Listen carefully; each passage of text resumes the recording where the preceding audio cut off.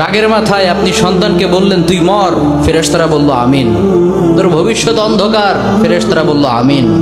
রেগে মেগে আপনি আপনার মেয়েকে বললেন জীবনেও তোর কপালে স্বামীর ভাত জুটবে না, ফেরেশতারা আবারও বলল আমিন।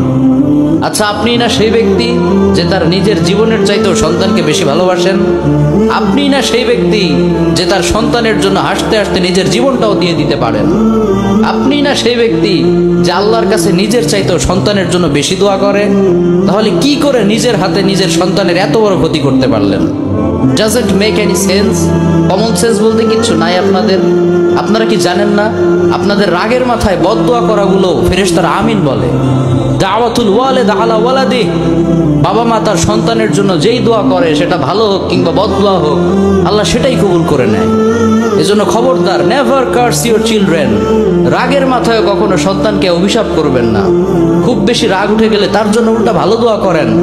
কাবা শরীফের একজন ইমাম আছে, ইমাম আল কালবানি। তার মায়ের যখন প্রচন্ড পরিমাণে রাগ উঠে যেত, সে তার ছোট্ট